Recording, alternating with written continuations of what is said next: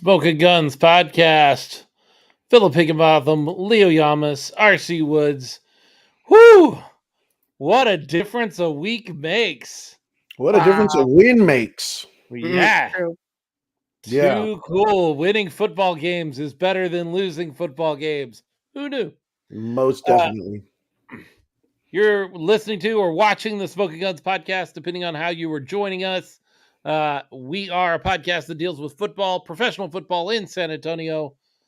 We covered the San Antonio Brahmas of the XFL and the San Antonio Gunslingers of the National Arena League, both to be playing football very soon. I guess the Brahmas, depends on how you look at it. The Brahmas are already sort of playing football. At least 2/3 of the team have been playing football fairly well. But we got to win this week, and that's huge. Real big. Yeah. It's great to finally get past that losing streak. Way different feeling after the game and throughout the week. We finally got over Amanda, that hump. Right? Amanda checking in on Facebook. Hey, everybody. Hey, Amanda. Hey, Amanda. She's part Hi, of Amanda. the Beehawks Live. You know what's cool? It's great to win a game. That's fun. That's great. And we're going to talk about how we won the game and, two different quarterbacks that we've never seen before. Which one did you like better? All of those conversations. But what's even better than winning a game, especially when you're in the lower half of the division, is everybody else in your division losing. Houston lost last night. That help. Yeah. Houston lost last night. Obviously, Arlington lost to us, and then Orlando, they lost. They lost. Surprisingly No surprise there. No surprise. So we gained a game on the entire division. That's big. Robert Rankin checking in saying we won and Arlington was fun. I do want to talk to you, all of you that went out to Arlington. I didn't get a chance to make it out there, but I know that Leo got out there and enjoyed Choctaw Stadium and the Arlington Renegades, the Arlington time. Was it how was it? How was Arlington, Leo? It wasn't bad. The stadium being a baseball stadium, I was curious on what that was going to be like as far as the sitting and the perspectives. And I didn't get to sit out in the side where it's like where home plate was, where there's an angle, and that whole home field side has that kind of like missing sections in the front where you can't sit because of the ESPN camera and all that. Right. But they've adjusted that stadium to the field. I thought it was better than I thought it would be. And as far as the fan base, they were pretty good. They were good sports. They're going back and forth with us, both in the section that we were sitting in, and then also in the section, more so in the section where Jorge and his group and most of the Brahma fans were sitting. Lilies and I were sitting directly in the sun, getting beat down, and we'll talk a little bit about that later on because there's a funny story on that.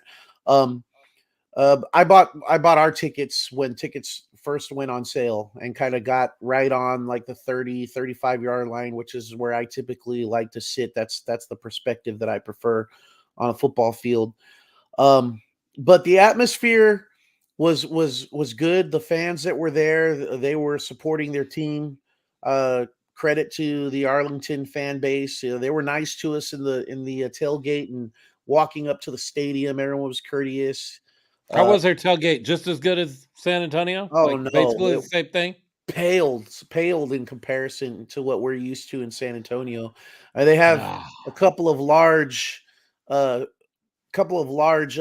lots that are about a quarter mile away from the stadium. You have to walk over to the stadium, but they're just like kind of small pockets of groups that hang out on the outside of the parking lots, like near the street. And that's where they did their tailgating, at least from what we saw. And it was nothing in compared to what we do in the actual parking lot, what we're used to at the Alamo Dome. But, they were excited to see their team play. A lot of them, giving us a hard time before the game, during, and even after, it was fun. Robert Rankin talking about on his comment here on Facebook, the big screens were in weird spots.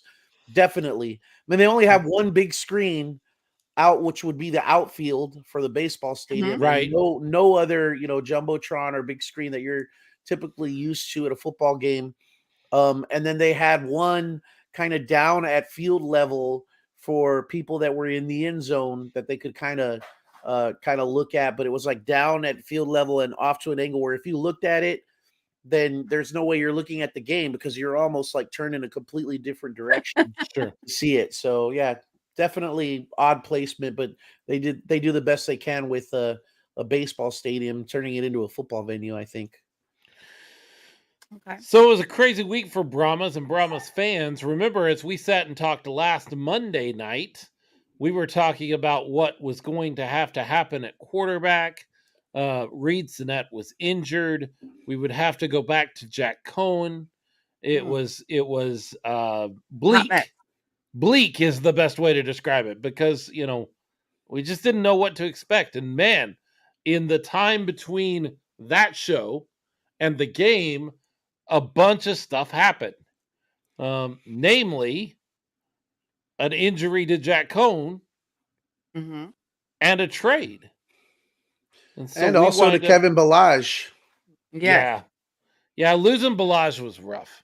That's a rough way. He tore his ACL, I believe, is what Coach Hines Ward said. And what's funny, so these happened not funny is not the right word. That's a tough injury. But it was in practice on Wednesday or Thursday. Yeah, I think it was Thursday. And he said that, or it might have been Wednesday. But he said it was the very next play after Cohen got hurt in practice. So Jack Cohen takes a snap at one point under center, and the center steps back and steps on Cohen's ankle. We've seen it happen. That's a terrible way to get injured, but it's absolutely reasonable that when a 300-pound guy steps on your ankle, you hurt your ankle. Like that happens. You're lucky if it's only your ankle. Right. So Cohen gets hurt, and on the very next play, the Achilles, you're right. Cody Brooks checking in and said, hey, it was his Achilles. Achilles tendon is blown by Kalen Balaj. That puts him out for the season. Yeah. That's a year-long recovery easily. Yeah. In the midst of all that, the San Antonio Brahmas traded for a quarterback. Mm-hmm. Benkert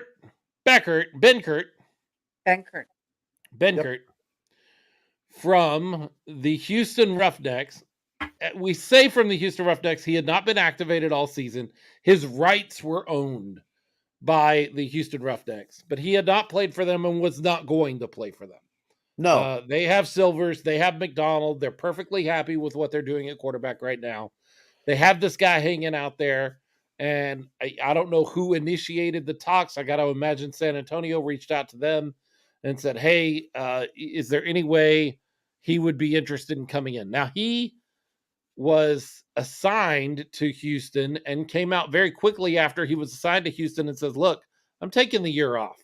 I'm just going to take some time off, spend some time with my family. I'm not interested in playing in the XFL. Right.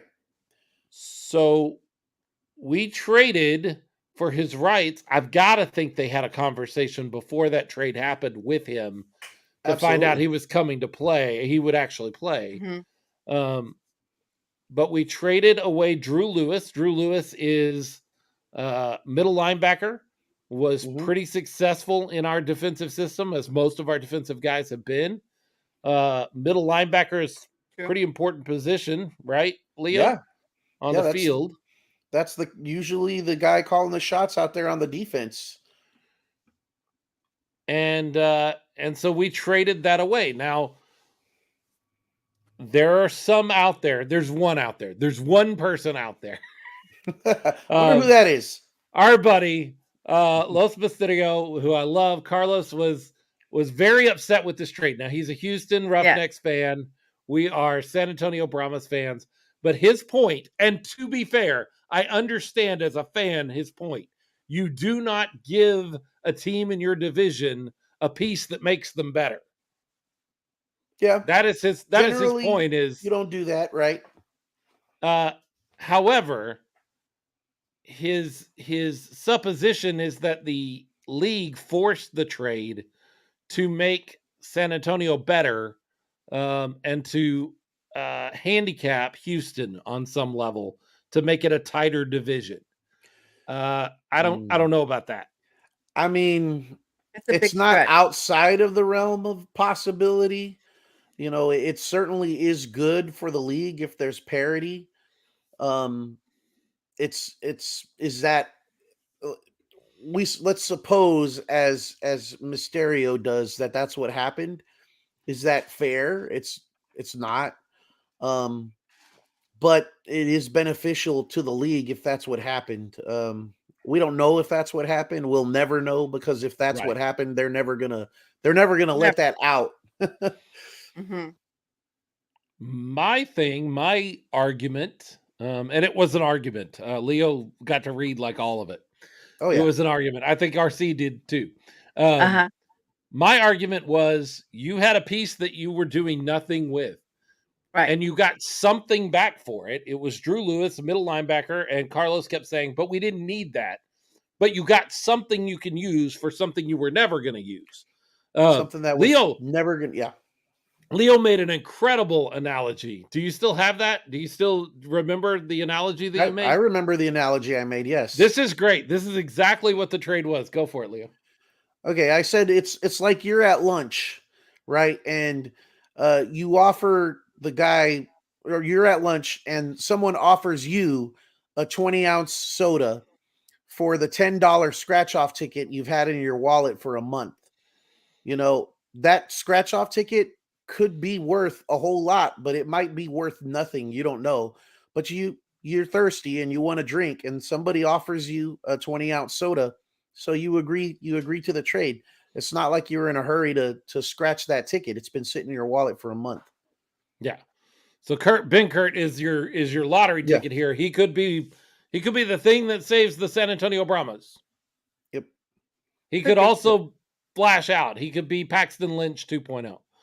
You don't know.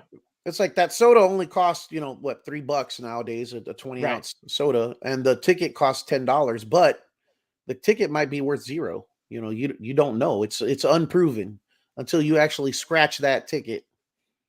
So we went into the game on Sunday with Kurt Benkert and Jawan Pass, two quarterbacks that have been that had not played a single down, had not been active for a single down of XFL football the entire season. And they did about what you would expect them to do.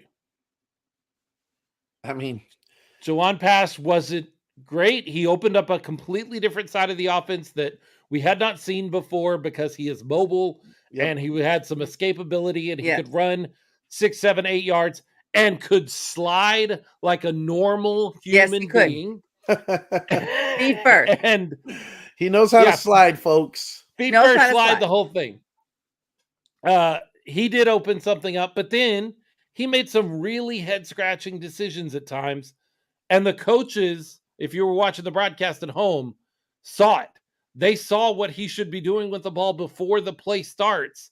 And then they're just, Hines Ward is just going, no, don't do that. Do this. So he made some questionable decisions with the ball. Kurt Benkert gets in there and plays okay, I guess, for having a practice with these guys. He completed 1 of 6 passes or something like that. Like, not a great day, but I don't know what you would expect from a guy that met the team in Arlington. I don't know what you would expect from that. Yeah, I mean, you got to understand how tough that is to just step in there and play football. Hines Ward, I think, said it really well after the game, where he said if even a top level athlete could just go in the game and perform and execute, then there'd be no point in practice ever. Right. So and so many that's people why they were trying early in the week, or not early in the week, but in the last half of the week, even on Kurt Benkert's Twitter page, people were making the comparison to Baker Mayfield getting picked up off of the waiver wire by Los Angeles, by the Rams, and coming out on Monday Night Football and balling out. But Baker Mayfield was playing in the NFL previous to that start. He had been with 2 different teams in the NFL that season, but he had at least seen practices and time in the NFL. Yeah. He did not come off of the beach making sandcastles with his kids on one day and into practice the next day.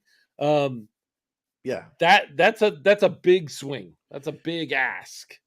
To go from one to the other. Mayfield's tools were still sharpened. Like he had been putting those to work in practice and stuff, where Kurt Benkert was literally, like you said, making sandcastles one day, and they're like, "Oh, hey, by the way, you want to come play for the Brahmas? We got a deal in place if you do." And he was like, "Yeah, okay, I'll do that." Yeah, and his post game comments, they said, better than Houston, obviously. Yeah, and I don't blame him for that at all. Right. I think I heard him say, like, it's great to throw the ball around again. I was like, oh my God, like he was not playing ball before. You know what I mean? He was very clear with that. I mean, you don't have anybody to throw the ball. Who are you going to throw the ball to? Your 3-year-old? You don't have nobody. You don't have anybody to work out with, so he's not working out.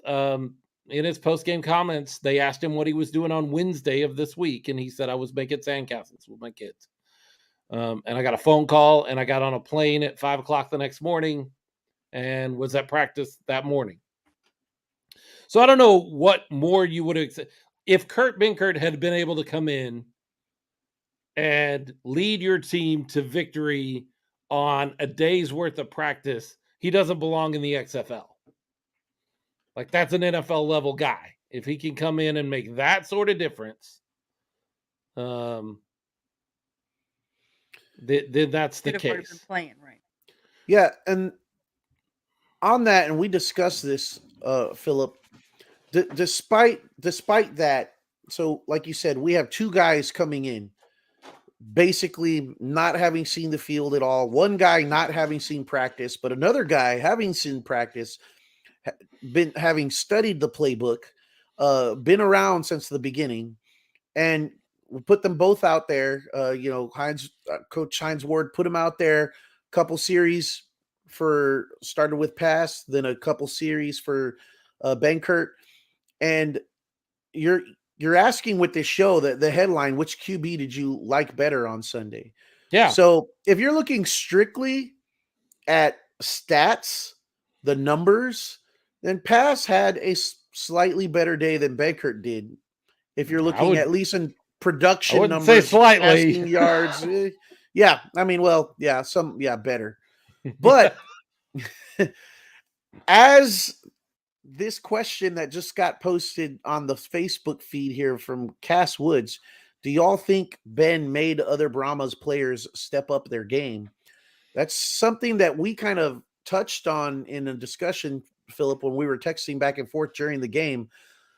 Just the fact that he's putting the ball out there for the receivers on deep routes, and at the end of the game, it really paid off when we got that PI call, the pass interference. Yeah, that call doesn't happen with Cohen under center. Not at all. No. That call doesn't happen, unless you have a guy that's willing to throw the ball out there and let his receivers go get it and take chances. And it paid off in a big way. And that's without even making the completion. But that's the sort of thing that happens when you open up the field a little bit. You open up that offense. Mm-hmm. It also makes the defense have to defend a little bit more deeper. The secondary has to be cognizant that at any time you could throw the deep ball, and they're not stacking against the short check downs and the runs, which we have a lot of in our offense, as we've talked in the past, and continue to, and will continue to, because you can't just change a whole offense in the middle of the season. But I absolutely think that having Ben made the other players, in a sense, step up their game, but in a sense, just kind of do things that maybe they weren't as willing to do before, because they knew there was no chance the ball was going that way. If they're running that route, they knew that nothing was going deeper than 10, 15 yards. Like, right. Am I going to run all out on a go route if I know you're never going to throw the ball past 15 yards? Yeah. Well, why would you? Yeah. Why would you? I know you're not going to get it to me. I know you're not going to take the time to get the ball out to me. Why would I put any effort into it? Right. A go route's hard. It's like, hey, run 35 yards downfield as fast as you can. No, that's not gonna happen here. For nothing? No, I'm okay. No. I was going to say, I'm still mad at pass because I still had to eat that jalapeno because I lost the bet. You didn't lose that bet. Well, I ate the jalapeno either way. I ate the jalapeno. I shouldn't have, on you. But I did. And then the second thing is, I really was expecting more from Pass. He'd been there from the beginning. He's been to all the practices, and he did okay, but I really expected more. He did seem more athletic. He does know how to slide, so that was good. But I think he could have done better. But so the thing we heard on Pass just a couple of weeks ago was he's got everything he needs below the shoulder pads. It's above the shoulder pads where there's questions. Man, if you watch that game, you went, oh, yeah, no, I see exactly what they're talking about. He's got everything he needs. Confidence? Huh? Like he's lacking self-confidence in his ability? No, he's lacking football IQ. What would you call it? What would you call it, Leo? Like his decision making is football just IQ is perfectly. Just running the offense, knowing the situation, situational football. We had a false start where he didn't know the play where the play clock was. Yeah, delay of games. It wasn't aware of where the play clock was. As Stephen Canto says, his ball flutters a little bit too much. Someone knew Wunderlich's score was probably very low. I don't know. Low. Someone could go pull that up. I think that's usually posted out there somewhere. But he what we saw of him kind of seemed to reaffirm what we were hearing. Now it was just a rumor, like you said. But yeah, his deep balls, his throw, a lot too much air under him, flutter too much time for the defensive backs to adjust and defend the play. Now his middle game and his short game was not bad. I mean, he has the arm to get the ball in there, but his accuracy, that was the main thing for me. Even on the short game, early in the first quarter, and that was, I remember seeing, I was like, how do you miss on a screen pass that badly? And missed by 2 yards. Very badly behind the receiver. On a screen pass. It's so much so that ball went out of bounds, and I was worried for a second that it would be a backward pass. Yeah. And there was even a Renegades defender who was heavily in pursuit of that ball, because if he had managed to get to it, it might have been ruled that way. Yeah, it was bad. I mean, it was a bad pass. It was not, and again, that's not, well, it is a skill thing, but that's also knowing where to place the ball. That is an above the shoulder pads kind of thing. I need to place that ball out in front of my guy. By the way, that play, and they ran it, I don't know, 7-8 times. It's called Apple. There's good Apple and bad Apple, depending on which side they're running to.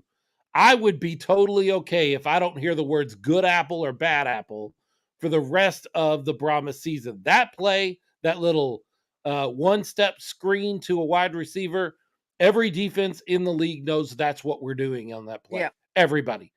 Like, there's no question.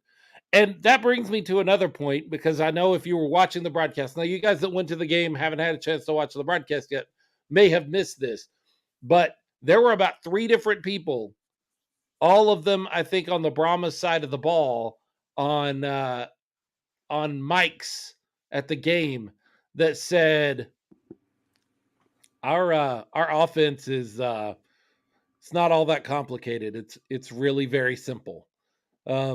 Is that a good thing? Brahma players saying that, or Renegades players saying that? Brahmas players saying that. Wow. The Benkert is standing next to Reed Sinnett at one point. And right after I think he had gone on the field the first time, his first series or whatever, and they were just kind of talking about it. And he goes, "So you see what I mean?" And Benkert goes, "Yeah, it's not very complicated at all. Like it's a pretty easy offense to pick up." Is that a good thing? No, That's not a Not good really. thing. No, not a good thing at because all. if you're picking that up, the defense is picking it up as well, and they're knowing how to defend it, which Predictable. I like that word. we've seen though. over the last couple of weeks. I agree. And I've been Uh, saying too vanilla for a long time. Way too much Yeah. vanilla. We need to throw some like We've seen that chocolate chips in nasty. there, We need some nasty. cookie Some dough. tin roof. We need some Yeah. tin roof in this thing. Some chocolate. You know what tin roof is? The ice Ice cream. cream? Yeah. Yeah. Isn't Chocolate that syrup Rocky and Road? chocolate You covered. mean like Rocky Road? No. No. Rocky Road's one No thing and it's marshmallows. great, but tin roof is different and better. Is there Just liquor in saying. there? No. No. Oh. You can add liquor. I mean, you could add you can do that with any ice cream. Cody Brooks says, if I'm not in the league and I predict your play before you run it, it's probably not a good thing. That's Yeah, right. but your football IQ, Cody Brooks, It's is on a beyond. different level Totally. than That's of true.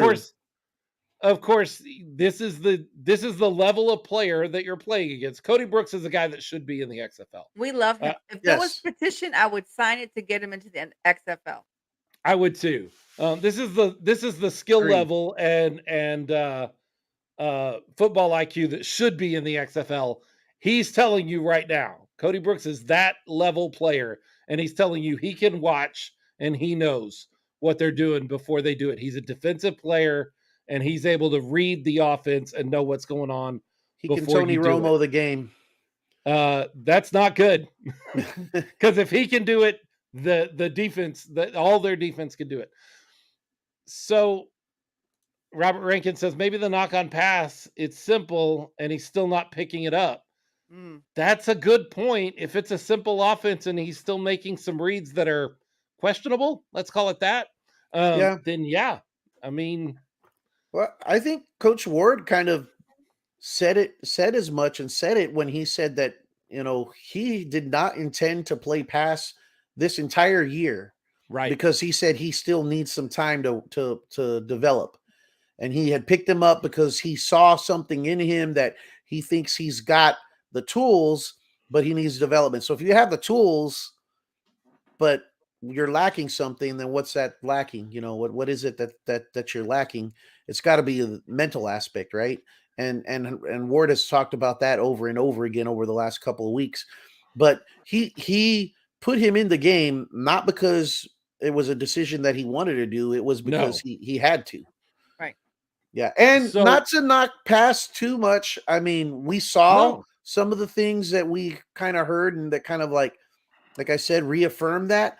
But to be thrown in on that situation, it's not like he did a bad job. He did. And even Hines Ward gave him credit and said, I think he did very well for being in the circumstance that he was in. He gave him credit.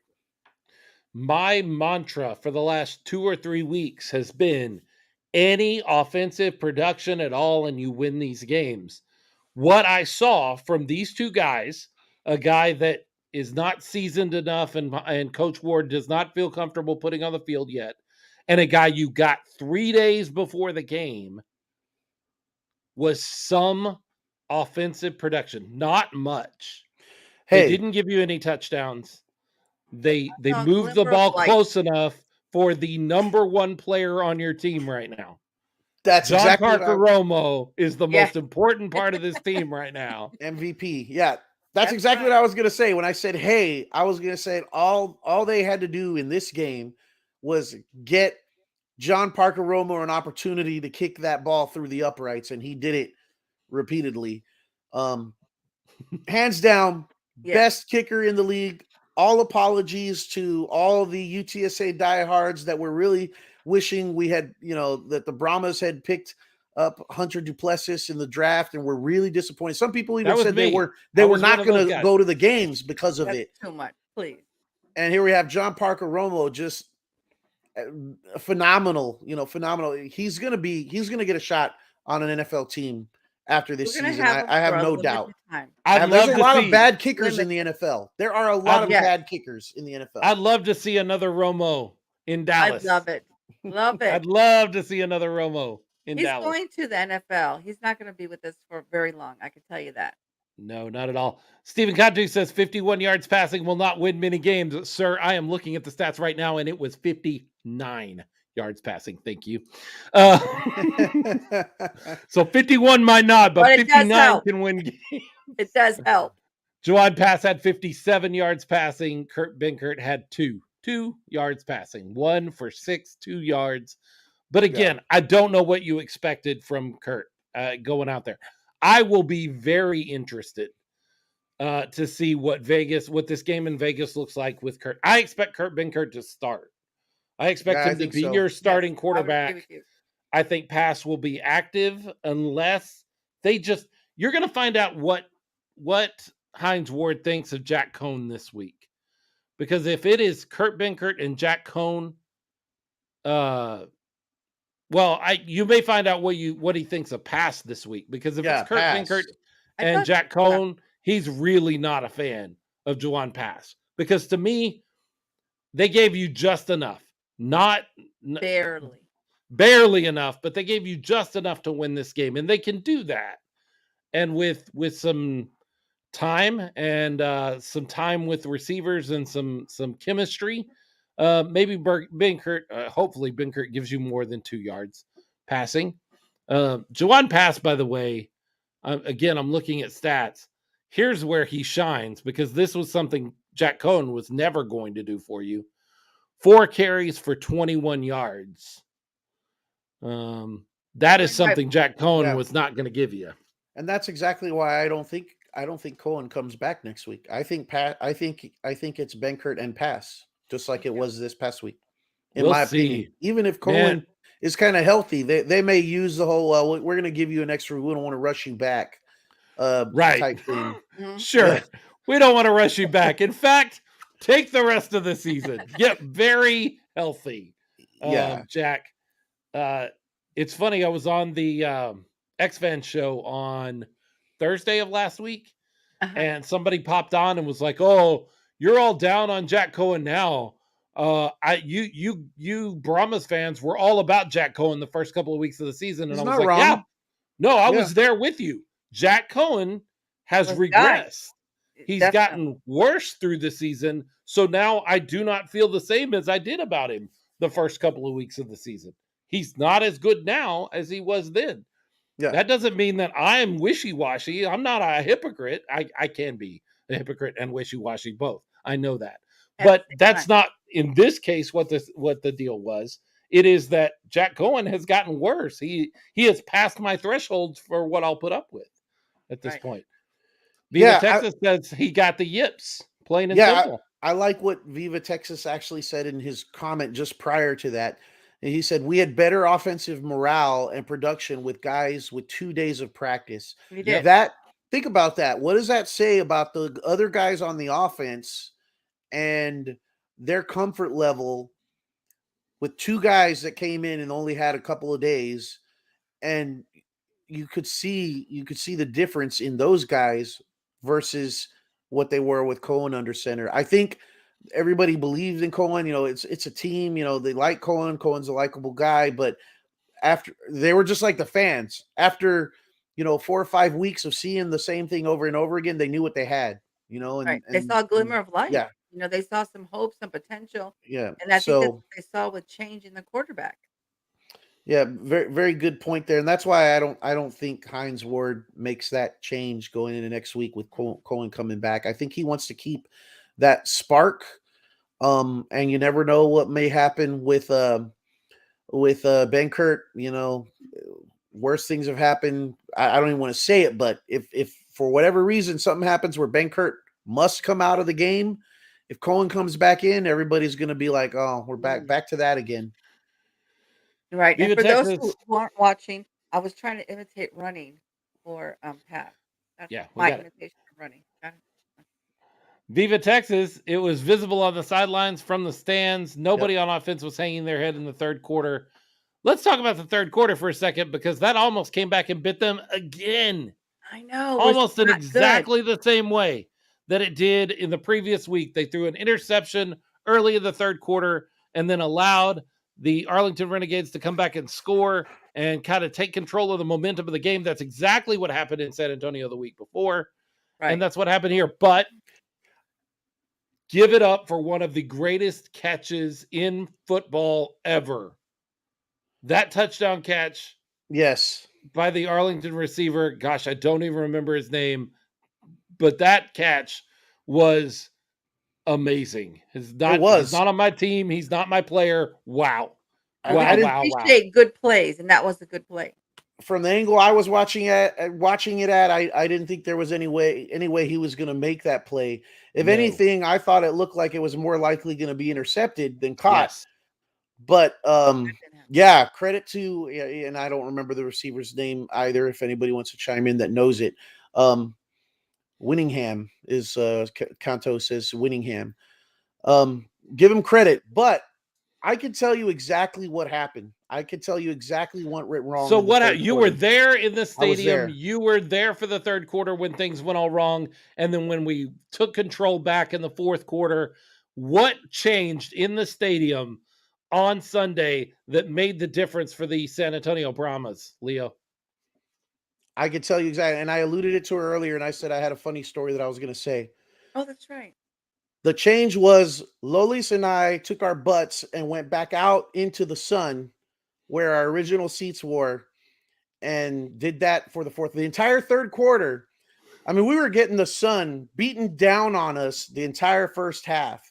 And it was not a hot day. It was a cool day temperature wise, but that sun takes a toll on you. And there's no shade coming down on those. We were sitting in those like portable bleachers that they put right on the sideline behind the visitors bench, which is why I wanted to sit by the Brahmas and, like I said, my usual perspective from 25, 30 yard line. So we're sitting right out there and the sun was just beating down on us mercilessly.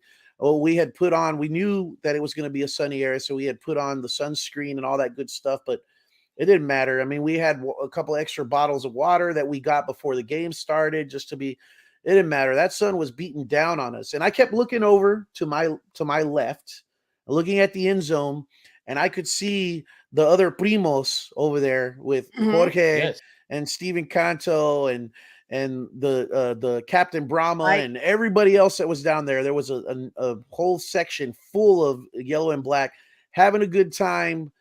Jay Leroy was down there. And I could see nice them, little shady spot, and I could hear them, and they're sitting in the shade. And so at halftime, I was like, let's go say hi to them. So we go over there and we tell them, I was like, man, that sun is beating down on us over there. And Jason was like, Jay Leroy, he's like, come sit over here with us. There's a couple empty seats right in the middle of the section. You come join us down here. And I'm like, yeah, you know what? That doesn't sound like a bad idea. It was nice and cool where they were at. And so everything went right that first half while we were sitting out there in the sun. 9-0. A 9-0 lead in the first quarter, in the first half.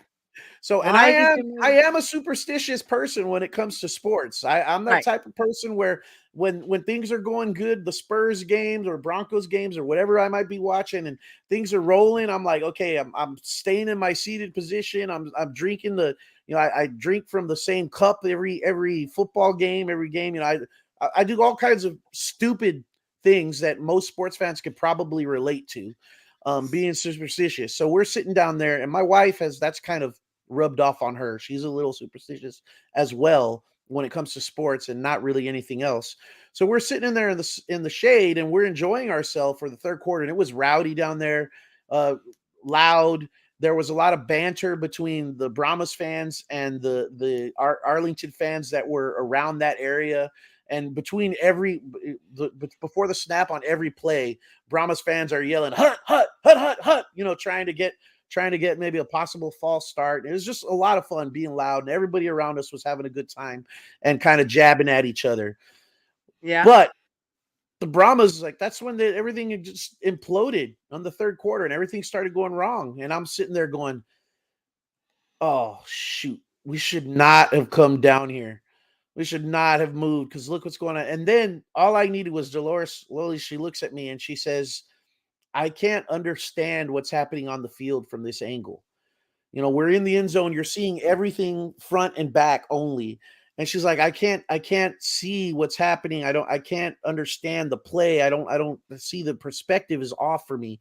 And I'm not really processing the game the way I normally do. So like, so I really don't know. I don't know what down we are, how many yards we have to go. She's not one to look up at the scoreboard, which, like we talked already, was kind of in odd positions, and figure out where we're at and what down it is and how many yards we got to go. And then, so I'm like, that's all I needed. That was the little nudge that I needed. I was like, let's go back. It sucks over there being in the sun, but yeah, you get to see the game from the perspective you're used to seeing, and me too. But that wasn't as much an issue for me as it was for her. And I said, and maybe things will turn around.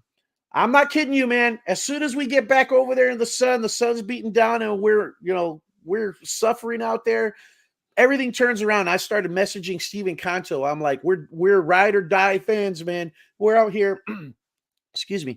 We're out here suffering so that our team can pull this win out, because obviously we were bad luck down there, even though we were having a great time with you guys down there. Thank you, Dolores. Thank you. Look, there's Loli's chiming in. She says it was definitely us. Laugh out loud. It was definitely y'all. In fact, thank you. Leo texted me in the third quarter when the wheels were starting to get wobbly. They hadn't quite fallen off yet. They were getting wobbly, and he's like, we're sitting in a different section now. At halftime, we came and set up here with Viva Texas with Jorge, and I was like, go back now. You said, yeah. I don't know what you think you're doing. This is not about your comfort. This is about a win. So, thankfully, Leo and Dolores got back to their seats. We pulled out the win. And what I think is really important, what is most important, is it keeps them in the conversation at this point. Yes, we needed that. With Arlington taking the loss, obviously, to us, with Houston taking a loss last night, nothing is beyond the realm of possibilities. Right. Houston has to play St. Louis this week. That's not a guaranteed win. Be tough. No. It's gonna be tough. Arlington has to play Seattle. I can tell you here in just a second. Let's see. Who's Arlington playing next week? That's a good question. Oh, yeah, Seattle. Yeah, so at home, Seattle, but yeah, Seattle. Mm-hmm. Seattle goes to Arlington, which, look, Arlington home games are a home game for everybody. Right. Because that's where they live. That's where they're staying. So Seattle doesn't have to go anywhere. Arlington doesn't have to go anywhere. They're all in one place. But it's a short week. They play Friday. They play Friday night. So it's a shorter week for Arlington. And I don't think the fans from Seattle are going to make the trip on a Friday for that game. I can think of one fan that probably will. Oh, yeah. The mayor will be there. Oh, he'll Van be there. Hurst will be he there. Gets VIP, though. He gets VIP. Not everybody gets VIP like he does. So, Arlington can absolutely take a loss to Seattle. I expect it. Houston could take a loss to St. Louis. That's more than possible. That Come I don't want to say probable. Yeah, maybe. And come on, Amanda, make that happen. Yeah, Amanda, we need you to work on this. Yeah, we need your go to the bathroom with about 3 minutes left in the last quarter. Amanda, do us that favor, because that seems to work for you. She was on here earlier and says that's why I stay in the bathroom when the Beehawks are playing, because she's superstitious. And when she left in San Antonio, the Beehawks and Brahmas game, the Beehawks won. So she says she promises she'll stay in the bathroom because she wants a Beehawks win too. I went to the restroom too, and the Brahmas lost. So something about that bathroom, ladies' bathroom, But if both of those teams take losses and San Antonio pulls a win out in Vegas, all of a sudden, all bets are off. Yep. The Easter Sunday game against Houston becomes huge. Huge. I mean, it's huge already, but it becomes colossal. Yeah, we could tie them. If they take another loss and we get a win, we could tie them for the division lead with in week 8 or whatever this is, week 7. And going forward, I mean, we've still got to play what? Orlando and then DC. DC is going to be a tough game. We got a tough schedule left with, but yeah, or luckily we have that little reprieve with Orlando in the middle. But there's absolutely every reason to, and we secured that with a win this week. As bad as the first half of the season was, and it was a bad first half of the season. 1-4, terrible offense. But what have we been telling you for weeks on this show? If they could find any spark on offense, any offensive production at all, they could win these games instead of losing these games. And you saw them this week do just enough with two guys that had not spent a lot of time. I don't think so. Stephen Cantu says DC will be 9-0 when they come here. Hot take. I think DC loses the game against Seattle in week 9. I believe that's week 9. No, it's week 8. I believe DC loses in Seattle week 8. I don't think any team will be undefeated, and I don't think any team will be winless in the league. Write it down, guys. That's what Philip said. So we give him crap when he's wrong later. Even with Orlando? Yes, even Orlando's going to find a win. They're gonna sneak up and win one. We gotta hope it's not against us. They've only got 3 chances. Well, 4 chances left. They beat. Hopefully not us. Yeah, that's what I'm saying. But they play Arlington. They could absolutely beat Arlington. Maybe. I think they could beat Arlington. New quarterback situation. Although I would argue that Luis Perez might be an upgrade over what they had there before, which is why they made the trade. Just today, somebody brought this up earlier. I think it was Stephen Canto brought up, hey, speaking of quarterback issues, what about what's going on in Arlington? So yesterday, we all got news that Arlington had released Kyle Sloter.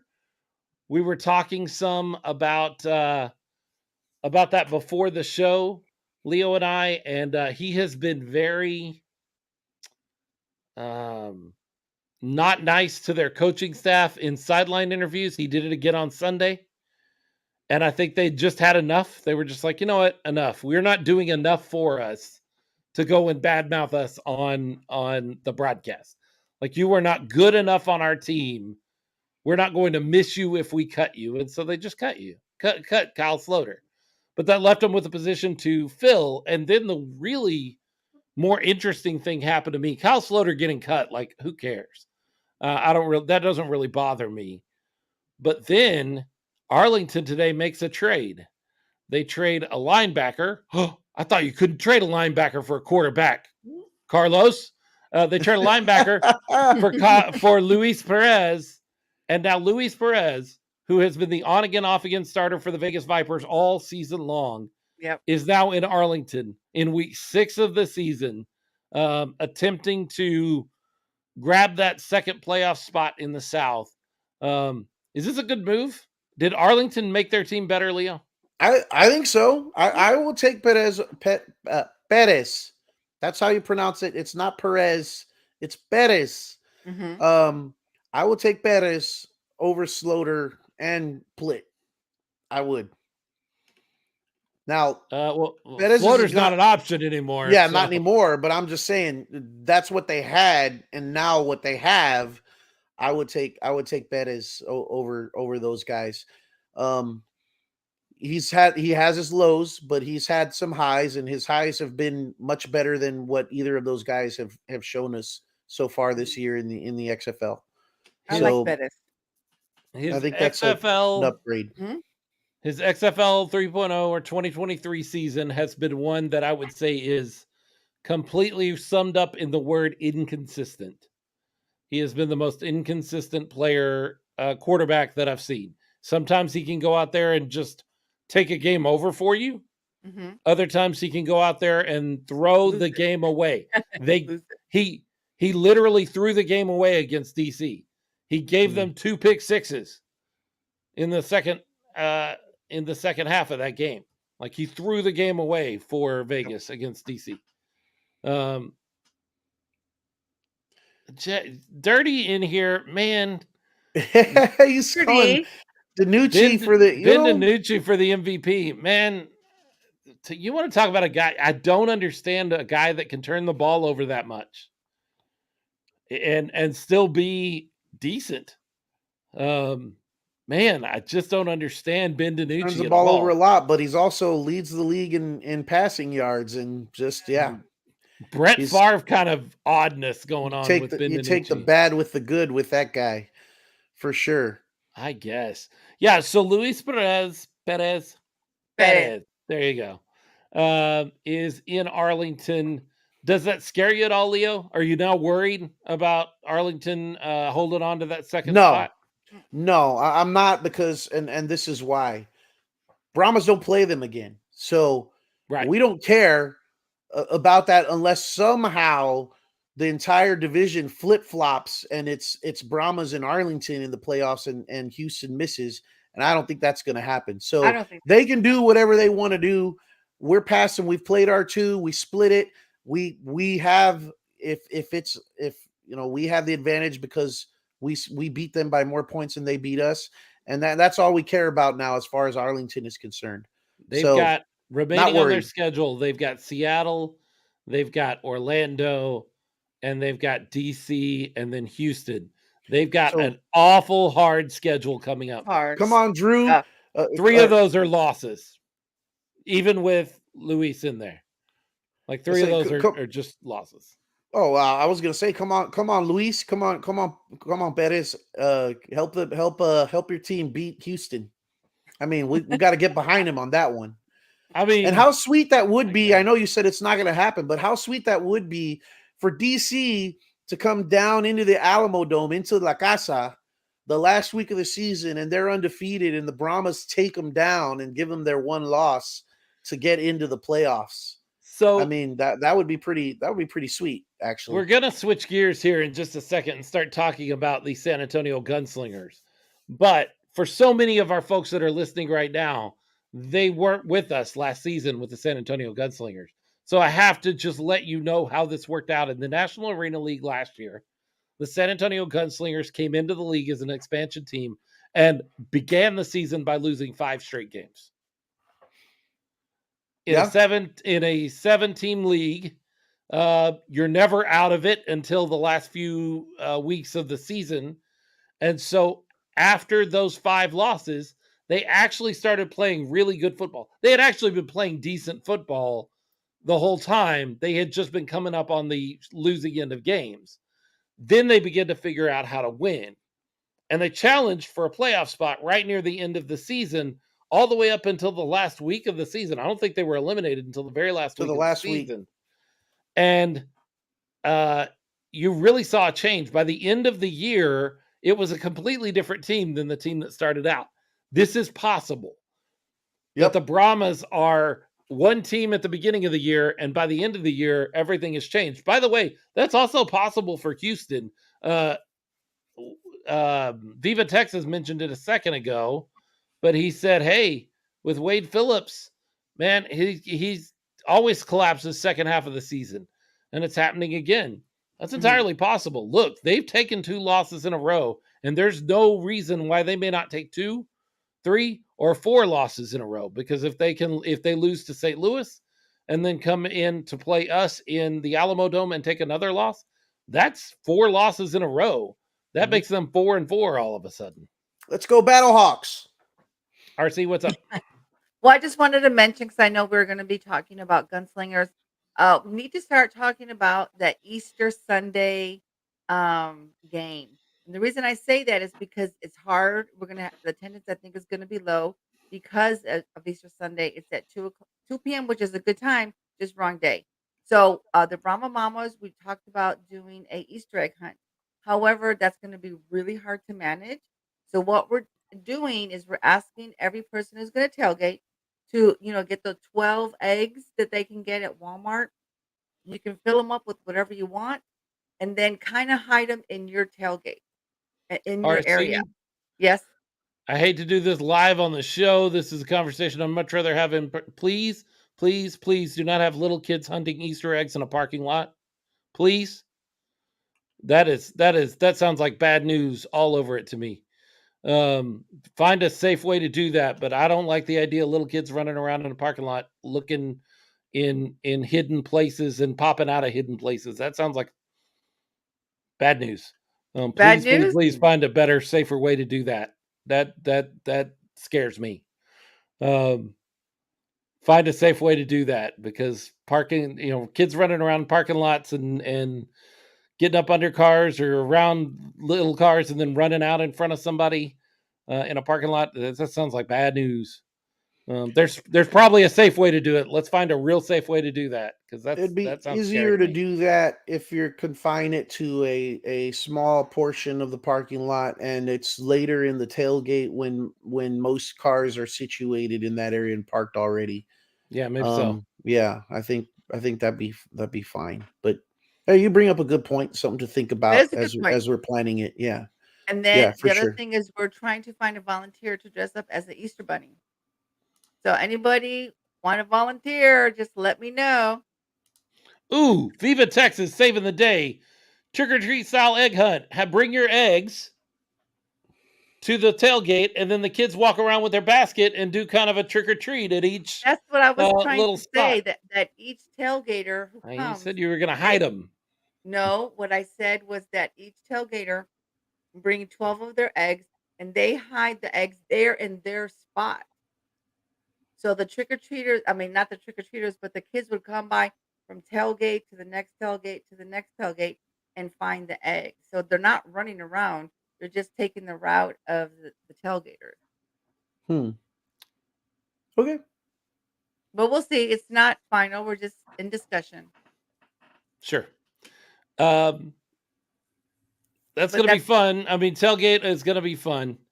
I like Viva Texas' idea, no hiding, just hand them out kind of trick or treat style. I think that's a good call. But I'm sure you'll find a way. I'm begging you.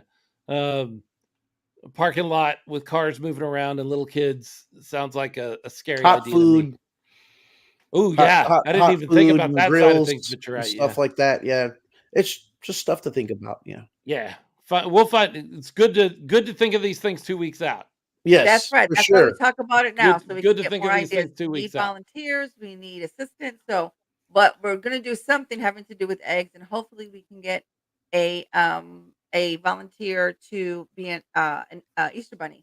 And then Well, not to again, just to remind you that we're still selling the Brahma Mama Fiesta Medals, $10. We're trying to raise $500 for the San Antonio Children's Shelter. and not to throw anybody under the bus or anything, but there was a certain super fan and follower of the show and friend of ours that did a really nice Brahma clause at the first meet and greet. So there is a certain individual out Easter there who's Brahma. used to doing, maybe the Easter Brahma. Might have an appearance, huh? Yep. I'm not saying any names. Just I think putting that out been there. voluntold. Oh, good stuff. Oh goodness. So Brahmas, we haven't talked about one thing that I feel like I'm going to get in trouble if we don't bring up. All right. Amanda keeps bringing up the challenge issue, but I don't remember what the problem with the challenge issue was. We weren't watching, or what challenge? I was at the game, so I didn't watch the broadcast, but did he ever call a challenge? I think there was a point where he was debating on it, or he maybe asked for a review because it was like in the last 2 minutes, but I don't know if did he ever throw a challenge flag? Was there a challenge ever made there was at the end of the game where he challenged the lack of the PI call after the first PI call. I remember talking about it with you, Philip, and he challenged that there was a defensive penalty there. Yes. And I remember us texting back and forth because from the sideline, from my perspective, it looked like there certainly was a pass interference. Oh, right. We talked back and forth about this because Dean Blandino came on the air in the broadcast and 100% lied. Like straight up lied on the broadcast. You can go back and watch it because he says Yeah. there was something there, but it wasn't enough because he did not materially inhibit the receiver by turning or pulling to keep the receiver from getting to the ball. And he did. He pulls the shoulder pad of the receiver. The defender pulls the shoulder pad of the receiver and keeps him from getting to the ball. There's no other way to see it. Like, you get the good view of it, and Dean Blandino looks at it and says, call on the field stands. And then there was some sort of weird argument about should it have been holding instead of pass interference, and Dean Blandino was trying to get out of it and wiggle out of it that way because, like, oh, well, the ball was in the air, so is he asking for holding or is he asking for pass interference? I don't like lawyer ball. If I challenge this play and give you a player number and a general area where this happened, anything that's illegal in that area, whether I called it holding or pass interference or illegal contact or whatever the deal was, you should be able to look at it and go, yes, there is a foul in that area, whether you called it the right thing or not. Yes, there is a foul in that area. But Blandino, for the most part, I really like Dean Blandino and how transparent he is. I did get in an argument with a guy on Facebook this week that said, Blandino's the VP of officiating, and he always acts powerless. He always says that I don't see enough, I can't change it. That's exactly what Dean Blandino has to say, man. You're supposed to do, yeah. If it's not indisputable evidence, he has to go with the call on the field. But in this case, the evidence was there, and Blandino just kind of, it wasn't that big a deal. It was that big a deal. He did materially obstruct the receiver. Oh, come on, Dirty. No, because Dirty. It wasn't a foul. Get out of here with that. There's a lot of things that you say that I agree with, and I tell you that I agree with you, and I'll tell Philip that he's wrong. But you're wrong on this one, man. That was clearly that he clearly impeded the ability of Vasher to catch that ball. He clearly got his hand on his shoulder and pulled his shoulder back, and that gave him just enough. It should have been a call. I don't care what you say. Yeah, it was worth the call, and Dirty's wrong. But hey, who's surprised that Dirty's wrong? I mean, none of the three of us are surprised. Certainly not Amanda's Amanda. not surprised. Arlington's not surprised. Nobody's surprised if Dirty's I bet wrong. Amanda's smiling ear to ear that we're all telling Jason, telling Dirty that he's just flat out wrong. He's wrong on this one. And so I guess from reading Amanda's comments, it sounds like what she's questioning was, I guess Hines Ward, when he challenged that, he challenged the wrong thing. But if Blandino was going to give, in last week's, we talked about it, where he gave, was it Stoops? No, was it Stoops? Was it? Yeah, I think it was Stoops, where he wanted to challenge a play, but didn't know exactly the terminology to use. And he said, he said, oh, I know what he means. I know what he means. I'll look for that. Because Blandino never looked on the review, as far as I know, he never looked at the quarterback. You know, I kind of saw it on the screen where he was reviewing it, and the cameras were all on the receiver for the play. So I don't think he was trying to check for roughing the passer or whatever it was. I'm not sure what Hines Ward said, but yeah, he should know. But if Blandino's going to do that for one guy, he's got to do it for the other. True. Right. And to me, it does not. If I come to you and I say, hey, I'm challenging that there was illegal contact on the play, and you go back and you watch the video and you go, oh, there was contact on the play, but the ball was in the air, so that's not illegal contact. That's pass interference. So the call on the field stands. I'm going to come find you in wherever you are, California, and beat you down. Because if that's, are you serious? Like, you're going to change the ball was in the air. So no, it wasn't illegal contact. It was pass interference. You're wrong. Come on, man. This isn't the Supreme Court. You should be able to say, hey, number 2 interfered with our receiver, and you go and you look at it and you go, well, he didn't interfere with him, but he did make contact with him and kept him from running his route. So yes, there's a foul on that. I understand that Dean Blandino wants to tease everybody. No, he wants to support his officials, and should. He defaults to the call on the field being the right call, and that's the way it should work.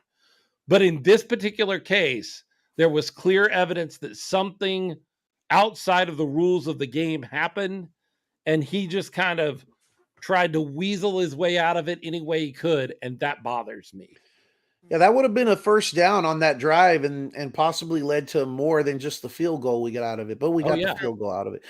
This would be a much bigger deal if the Brahmas had lost the game. We lost, right, exactly. Yeah, but since they won, we're okay with it. Yeah, we got the win, so it doesn't matter now. And either way, Dirty's wrong. Yeah. And Dirty's wrong. And Amanda's right. This happens in all sports, and it drives me crazy. And I'm sorry doesn't take back the loss. There are so many times that the NFL and the NBA specifically, those are the two that do this all the time, come out and say, "Oop, we screwed up that call. Sorry about that."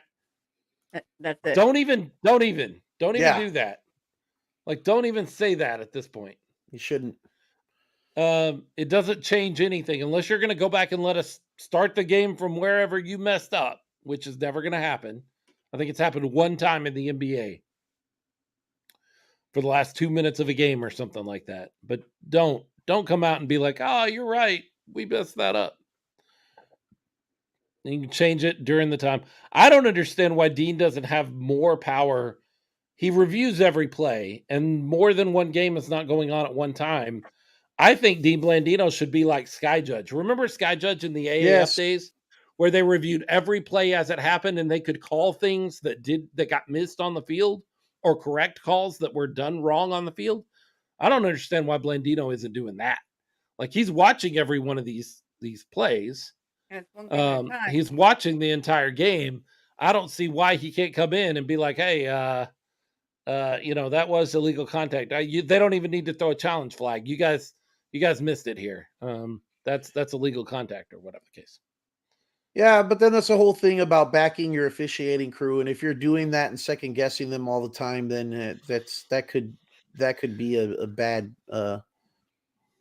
look. Dirty says, "Remember, Dean did admit he was wrong in one broadcast this weekend live. He didn't mean to. He left his mic hot and said, 'Yeah, we screwed that up.'" It was great because he did his whole thing on the broadcast where they do that camera that's way too close on his face, that he always looks like he's trying to back up from. They did that camera and they were like, "Dean, what did you think of that call?" And he gave his explanation why his officials on the field were right. They weren't, because it was a false start. They called on the field a false start when it was clearly offsides by the defense. And he stood up for his refs, gave his explanation. They cut away from him, but they did not cut off his microphone. And he goes, "Man, we really screwed that up." He didn't mean to, but he did admit that he was wrong at one point. Hey, Mike will get you in trouble. Yep, that is for sure. Yes, many people can attest to that. Speaking of being wrong, I just got to bring this up, and I know we were kidding around in our private chat, Philip, before the week, and when you broke the news and talked to me about the Balaj injury, right? And it was kind of after this whole thing about the trade and all the stuff going back and forth and the argument. And I was like, well, I forget the exact comment I made to you, but I said, it sucks that Balaj is hurt, but at least we have Jaquez Patrick. I said, and I'm more than happy putting him out there. And I forget what the other situation was where we were comparing about an injury. But I said, on the subject of Jaquez Patrick, I said, the guy can run the ball just as well. Well, we were not going to miss a beat. And you kind of had an argument with me against that Balaj is better. And we kind of went back and forth and we were poking fun at all the mess that was happening about the trade. But I had to say, Jaquez Patrick had himself a game. And I mean that he was one of those guys that I think benefited from the changes. The changes. 5.5 yards per carry, 82 yards overall in the game, 15 carries, no touchdowns, but nobody on the team had a touchdown. He did have that one really long 32-yard run that makes those numbers look a lot better. But yes, that he slid Jaquez on. Patrick is great. Yes, he did. Correctly. The running back can slide too. Somebody show Jack Cohen how to slide. You're all right there in practice together. Come on now. No, Patrick is good. Patrick is a good running back. I've got no issue. I think Balaj 1-to-1. If I've got both of them and they're both healthy, I think I very much like Hines Ward would go more than not. I would go with Balaj. But that doesn't mean Patrick is not worth. I just think that his size, he's just kind of a bruising back, and I like that. It's the reason that they ran 4 straight plays on the 1-yard line with Caleb Balaj in Houston in week 3. Well, that was all about that. They didn't go to Patrick at that point. They didn't. You know what I mean? They went with the person who they thought would have more success. And he didn't. With you. I'm not disagreeing with you, but I felt more than comfortable with knowing that they were going to hand the ball off to Patrick and have him be the lead back. Moving forward for the rest of the season. At the time, I wasn't aware how the severity of the injury to Balaj, and it's definitely really unfortunate that it's an Achilles. But I think we're in good hands, and Patrick showed that this last game. And as Daryl Johnson says, we still have Hillman behind him. So yeah, some depth there. Hillman is a solid running back. Did Daryl Johnson coming in saying, "Did you guys talk about the quarterbacks yet?" Oh yeah, we spent like 20 minutes. Oh, yeah. Go listen to the first part of the show. We did absolutely cover the quarterbacks for a quick, too long didn't read or too late didn't read on it. We both liked what Pass brought on the athletics side. We all liked what Pass brought on the athletic side, but it seems like above the shoulders, his decision making is a little questionable.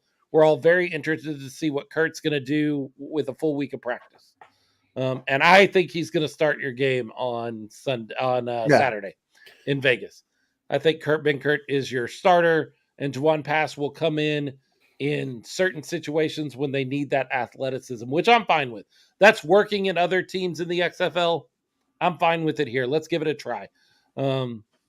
If Jack Cohen is active and one of the other two is not, it's going to be a real head scratcher to me, because you got something going on this week. It wasn't everything that you wanted it to be, but it was something, and you need to build on that. Yep. So Vegas is Saturday. Oh man, I can't wait. I mean, I cannot wait. That's gonna be something. I'm really looking forward to this next weekend. It's your birthday weekend, right? It is. I better get a win for my birthday because the game is on my birthday. That April 1st. And I better get a win. You guys out there listening, watching the show, anybody from the Brahmas, you'll have Leo wants a win for his birthday. And I think we'll get it. John Navarez Jr. is part of the front office for the Gunslingers, for the Brahmas. Yep. He is the ticket sales director, so not necessarily football ops, but he can get a message over to him. You need to let him know, John, that it's Leo's birthday this week, so we got to get a win. We were thinking about not getting the win this week, but we got to go get the win for Leo. Win it for Leo. There needs to be a win it for Leo sign. Somebody make that win sign. It for Leo. Oh, but I just can't wait. I can't wait to get to Cashman Field and just be. I know it's a very intimate setting, and I'm looking forward to seeing that. Just like I was kind of interested in looking forward to seeing how Choctaw was being a baseball field originally. Same thing with Cashman. I mean, Vegas. I've never been to Vegas. What? You Thank you never very been to much for the Vegas? happy early birthday, Alex. Appreciate that. Wow. Yeah, I've never been to Vegas other than through the airport, and it's something I've always wanted to do. So when I saw that on the schedule, I told Lolis about it, and I was like, we've always, talked about maybe going to Vegas. What better excuse do we have to go and have a good time? We're making a little vacation out of it. We're staying for more than just the weekend. But we're really excited, especially now that there's like some changes Momentum. on the field. Yeah.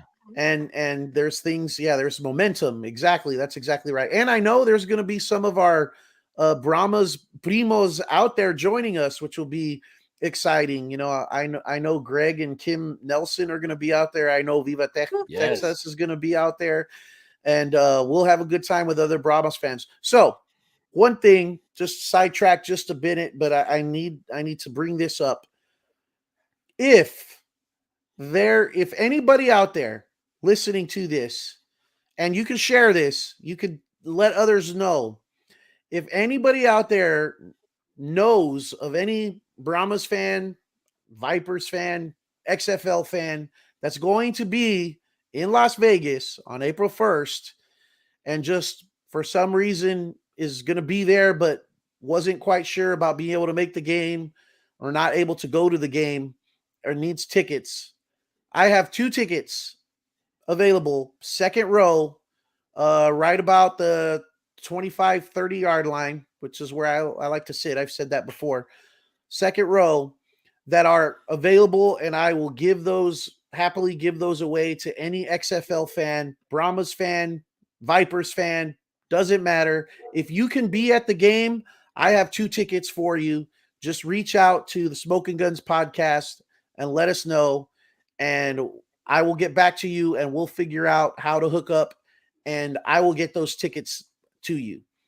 Awesome. First person that reaches out to me and can seriously do that and be there, I got no problems giving those tickets away.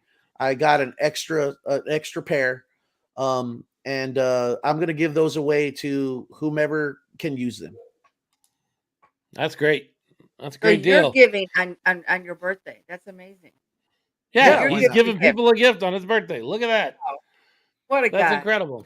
It'd be awesome if it's the Brahmas fans that just so happen to be there, but I know that's highly unlikely. But whomever, as long as you're a fan of the XFL, fan of football, reach out to me, let me know. What's that guy from Vegas, not from Vegas, from Alaska that always tries to make the game? Yeah, he's a Brahmas fan from Alaska because he's moving into San Antonio. So he hitched on with the Brahmas before. I don't know. If there's a possibility, reach out, let me know. I mean, Alaska's right there by Vegas. They're right next there. door neighbors practically. Next door. Right there. They're really close on the map, It depends on what map you're looking at. Hey, distance doesn't matter to the primos. Yeah, the primos will make that work. It's okay. So let's just go through this really quickly as we wrap up Brahmas coverage because we got Gunslingers notes to get to. The Brahmas play in Vegas this week. That's a win. They play against Houston in the Alamo Dome on Easter Sunday. That's a win. They play the Orlando Guardians in the Alamo Dome on the 15th. That's a win. That's a definite win. I'm on dirty on that one. And finally, they take on DC in the Alamo Dome week 10. That's a win. So if you're looking at the if you're looking at the schedule, I'm looking at 4 more wins, putting us at 6-4 for the season. And Houston's going to fall apart. So we're going to win. We're not just going to make the playoffs. We're going to win the South. Yeah. Got it? It's not impossible. It's in the realm of possibility, and I hope that happens. Definitely bold prediction, as Daryl Johnson says. And thank you, Robert Rankin, for the early happy birthdays. But as I was saying, Orlando, I think that team is in disarray more than any other football team I've seen. I don't see them winning a game. I think they go without a win. DC is going to be a real interesting game in the last game of the season. So here's why it's going to be a win. You ready? They're already going to have the North locked up. And they're going to rest players for the playoffs, and San Antonio's going to win the game. That's a possibility. You know what? That's almost best case scenario for San Antonio. You know why? I'll tell you why. They rest their guys, and they take the loss, and it's all part of their plan, right? So we go into the playoffs, right? And they're going to be in the playoffs, and more than likely they're going to win out in the playoffs there to be in the championship game, and then the Brahmas will be in the championship game and play them, and they'll be like, we got this. We beat them, we lost to them, but it was we meant to lose, so this is no big deal. Where if they play their starters and they lose to us, then there's that little chip on their shoulder. You know what I mean? They won't have that. They won't have that if that's the case. So that would be best case scenario. Throw the game. No, I'm down. I'm down. They're gonna have everything sewed up. They will, even with the loss the week before, because I think they lose to Seattle the week before, but it's not going to be enough. And they're going to have, 2 weeks before. They're gonna have everything sewn up, and so they're gonna not come into win, because they will already have their loss, so they can't play for an undefeated season. And they're just going to be like, you know what? We got to rest our guys. We got to rest Abram Smith, and we got to rest Teamu. We're not going to go out there and just play all out. We want to rest up for the playoffs because we want this first championship. And boom, San Antonio is going to come out of nowhere, win their last 4 games, go 6-4, win the South, play Houston in San Antonio for round 1, beat them, and then play DC in San Antonio, and the home field advantage is going to mean an XFL championship for your San Antonio Brahmas. Boom! Whole season done right there. That's how it's going to go. No more losses the rest of the year. We are going to go 6-4 for the season, add 2 more wins. We're going to go 8-4 championship, hoist that trophy. Boom! That's going to be your season.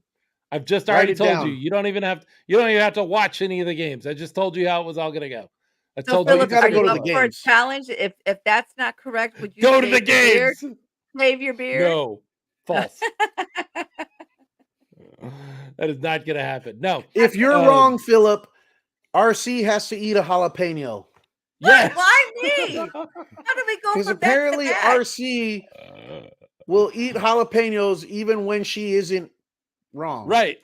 Yeah, absolutely. I like that. So there you go. His beard. Nice and simple. No. Jalapeno. You eat a jalapeno if I'm wrong. Perfect. It's a great bet. Did I agree to That's the bet I'm making. RC eats a jalapeno if I'm wrong. If we lose a game between here and the championship, RC has to eat a jalapeno. And what do you have to do if I'm right? Nothing. We all win if I'm right. We get a championship. I'll agree to that, but if it's opposite, you have to eat a jalapeno. No. Yes. I'm not going to be the only one eating jalapenos. Apparently you are, because you did when you didn't even have to before. I got this all figured out. You're good. Okay. Don't worry about it. Got it. Check. So go to the games. I was just kidding. You do have to watch the games. You do have to go to the games. Make sure you're going to all the games. Go to all the home games. Go to a few of the road games. Go to every game. Go all the way to Vegas. Go to watch party. No, just go to the game. Drive out to Vegas. We already offered you 2 free tickets. Road game left. Come on. That's the only road game left. And possibly a playoff game. There's possibly a road playoff game left. No, that's true. Well, there's not, because I just told you we're going to win the South. And that means that the first playoff game will be here, and we know the championship's here. So you're right. This is the last road game. No, I'm excited. Hey, let me know if there's any Elvis sightings, Leo, when you're there. Hey, I want to point something out about this Vegas game before we move on to Gunslingers talk. That's the very next thing we're going to go into. But last note on the Vegas game. What did Vegas do today? They traded one of their 2 quarterbacks away. Mm-hmm. And Brett Hundley and Luis Perez have been battling all season long, back and forth. When one's okay, the other's not. When one's good, the other's not.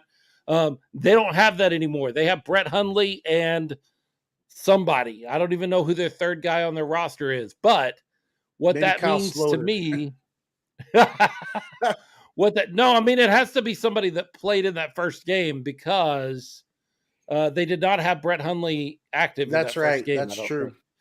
But in any case, they have lost something. Daryl Johnson says he thinks it might be Kevin Anderson. That's entirely possible. I think he's right. Yeah.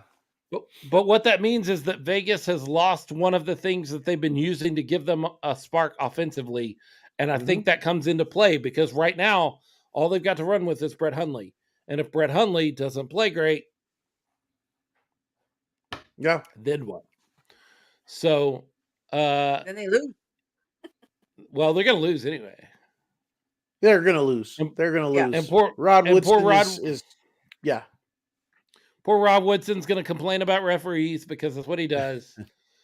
and they're going to take another loss.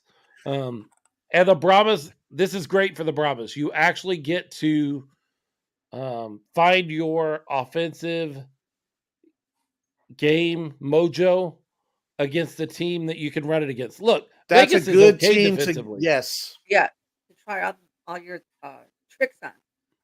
Yeah, I mean, you get to learn. You get to get your wheels under you. It would only be better if it were Orlando. Like if it were Orlando, you could really get your offense. Oh, yeah. You wouldn't want this next game to be a bit against like Houston or DC. Yeah, against those defenses, but against Vegas, yes, that's a perfect opportunity to kind of stretch your legs on this new quarterback and the changes that have been involved. You make a great point. Absolutely. So that is what we know about the Brahmas. That is the game we just played. That is the game we are playing going forward. That is the rest of the season. I just gave you all of that information. Luis Perez played the entire game. He, of course, had a backup quarterback in the game one, but not anybody that took snaps. So that doesn't help. Let's talk about some NAL football. And if you're like, hey, I'm just here for the XFL, please stick with us.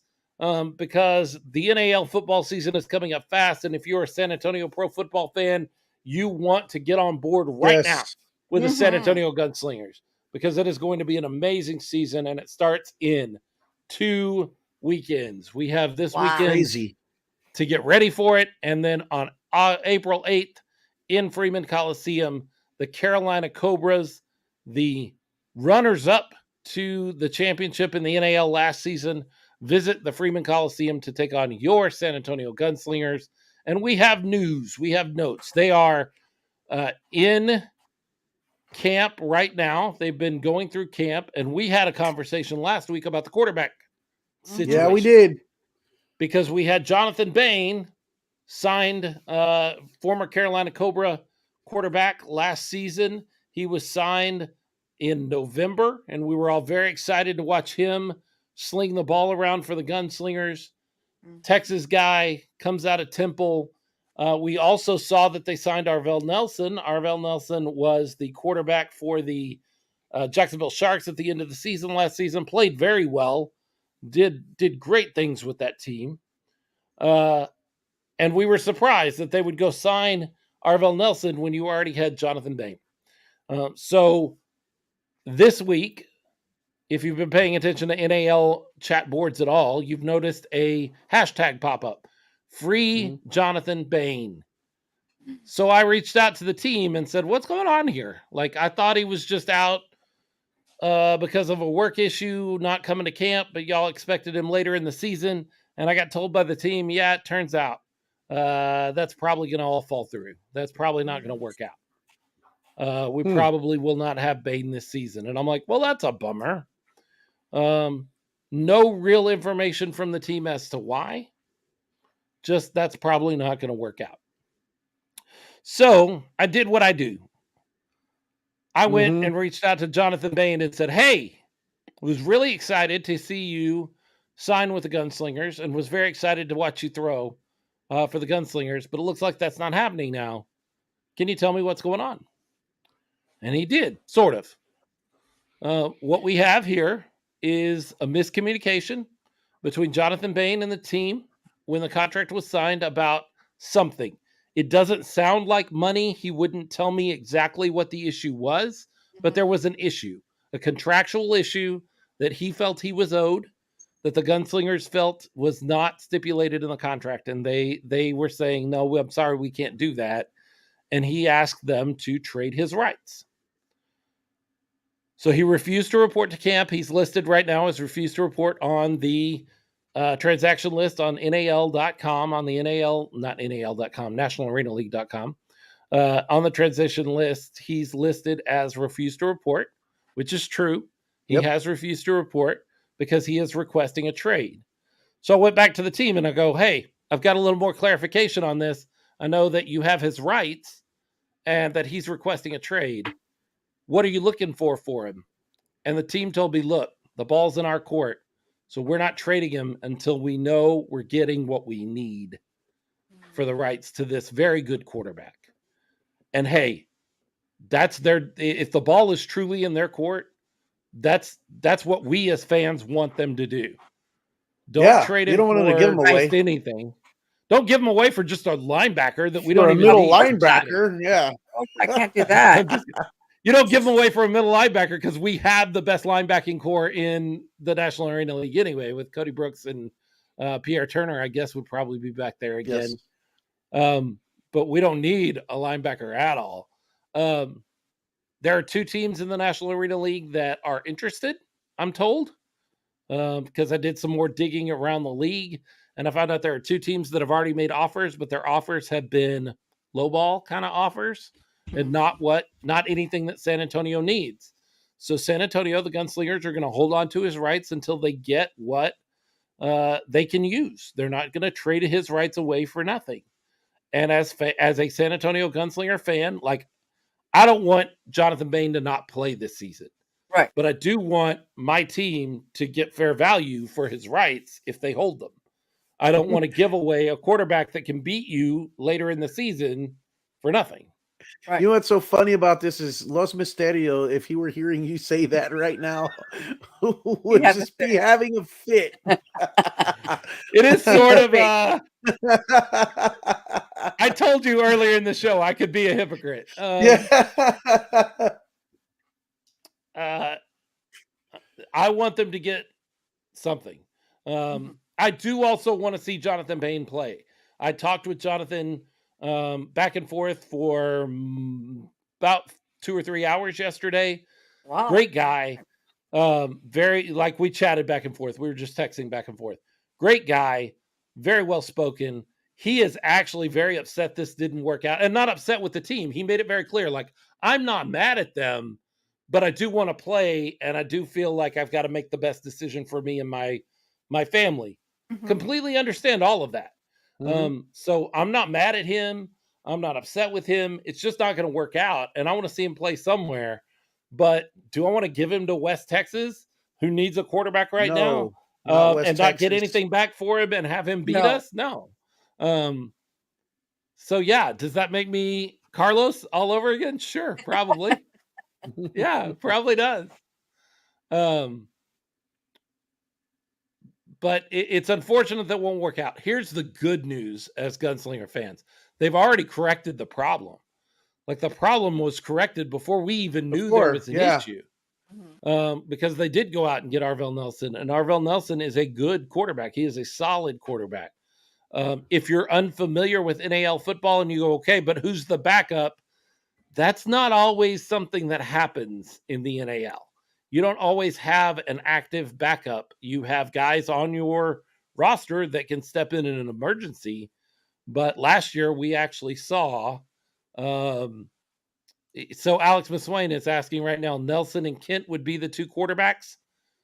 I can't say that either. That's a possibility.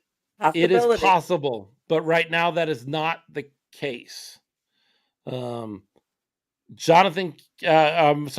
Kent, if he plays anywhere, my understanding is they also hold the rights to Jonathan Kent. To Robert Kent. So that is a possibility. He will not play anywhere else. If he plays in the NAL, he will play for the Gunslingers. Robert Kent Jr. is a consummate pro, has played professional football for something like 17 years, and is an incredibly intelligent quarterback. Lots of football IQ on that guy, like having an extra coach on the field. He was a big reason why the Gunslingers took off like they did last year. Was Robert Kent Jr. and his experience on the team. Totally agree. So yes, I think that's a possibility that Kent could wind up. Alex McSwain saying, "Can you be a player coach in the NAL?" I think Kent could be a great coach and then step in as a quarterback as needed. So we had this issue actually last year. Albany was attempting to do something like that, and because they did not declare it properly, if they had played the coach that ended up on their active roster for a game against the Gunslingers, they could have had to forfeit the game. So you just have to be very careful in how you report and work all of that out. And I think the smarter thing to do is to sign him on your active roster, have him as your backup quarterback, and have him coaching in a backup quarterback sort of capacity. Does that make sense? Coaching in the uniform. Yeah. Instead of just having him come on as a coach, and then if we need him, activate him and take the chance on messing something up with that process. I think you activate him as a quarterback and your backup quarterback, and you say, "Hey, you and Arvell get together and on every defensive series and talk about what you're seeing out there and help him." Like Burt Reynolds in the Longest Yard. There you go. Yes. Good example. Yeah, dressed for the game, but wearing a headset to speak to the guys up top. In the Freeman Coliseum, there are no guys up top. They're all right there on the sideline. They're all on the sideline, yeah, but yeah, that's correct. But yes, in theory, that's exactly right. The Gunslingers start their season, like we said, on April 8th. The Ticketmaster map of Freeman Coliseum. How's it look? A lot of blue dots.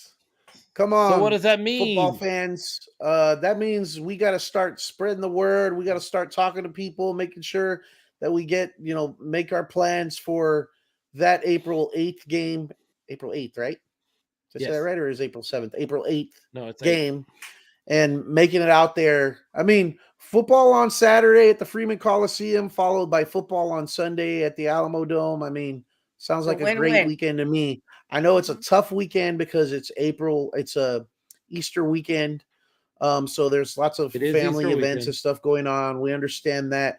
And also it's difficult in the sense that the Gunslingers have that one game, that single game here at home, and then they're gone for so long before they come back. But like we said last week, and we told you football fans out there that maybe haven't experienced the arena football game, the NAL game, the Gunslingers, do yourselves a favor and catch an early game. Just go to one game and see what that's like. And then you can make your decision moving forward for the rest of the season. I promise you're not going to regret it. You will it's at least the cost of admission for the one game. You'll have a good time. For sure.